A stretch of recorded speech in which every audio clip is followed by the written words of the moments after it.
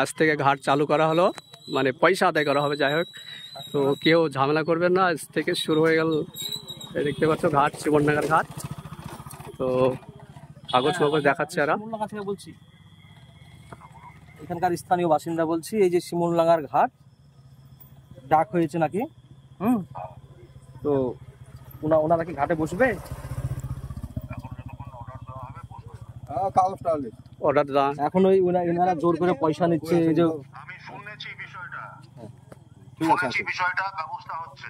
হ্যাঁ, এই তো মস্তানি দেখাচ্ছে আমাদের, উল্টো পাল্টা কথা বলছে। আমি ভিডিওর সাথে কথা বলছি, তোমার সাথে কথা বলছি। এই যে টাকা নিতে মানা করেছে তো, চুপ করো, চুপ করো। রেকর্ডিং করছিস তো, ভিডিওর কথা হয়েছে, রেকর্ডিং করো। শুনতে পাচ্ছি, শুনতে পাচ্ছি। কথা বলো, ভিডিওর সাথে কথা বলো।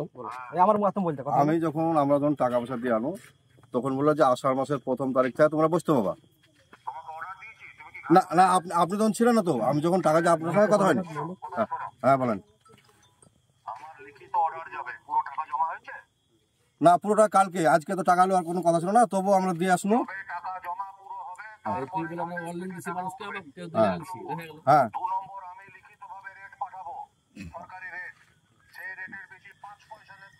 না না, রেট পাঠাবো, তার বেশি দিলে আসবে না তো। না, আপনার সঙ্গে তো কোনো কথাই হয়নি আমাদের। হ্যাঁ হ্যাঁ, আসছে, লাইভ হচ্ছে, শুনছে কিন্তু। হ্যাঁ বলো। না, আপনার সঙ্গে হয়নি, কিন্তু যারা টাকা জমা নিল। হ্যালো, হ্যাঁ স্যার বলেছে আজকে 25% নিয়েছে, বাকিটা কালকে নিয়ে টোটালটা জমা দিয়ে দিবে। তারপরে হ্যাঁ কালকে এগ্রিমেন্টটা হবে, তাই বলেছে। আচ্ছা, তাহলে কালকে এগ্রিমেন্ট করো, তারপর তুলবো। বলো না, তাহলে আশিস ওটা ভুল করেছে বলে ওকে জিজ্ঞাসা করে, ওকে যখন জিজ্ঞাসা করেছে তখন বলে ঠিক আছে। না না, রেটের কথা কিছু বলেনি, আগে যেভাবে তুলতে সেভাবে তুলছিল নাকি। ঠিক আছে, তাহলে ঠিক আছে, সরকার রেটই তুলবে কাল থেকে। ঠিক আছে,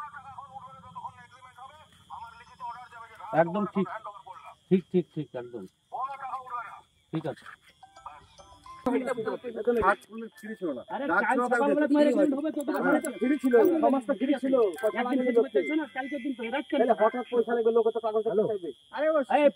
কিছু গল্প না, এগ্রিমেন্ট করবে, আটে বসবে, পয়সা নিবে, কিন্তু মাপের মধ্যে পয়সা নিতে হবে। না না, যেটা পার সেটাই। শিমলটা যে মসজিদ আছে, সরকারি যে চার্ট আছে, পয়সা তার চেয়ে বেশি উঠে না, কম উঠে, 4 টাকা বেলা। আপনি গুজিয়ার দিক থেকে আসতে মসজিদটা পার করে সামনে তো বাড়ি, পরে তারপরে বাড়ি।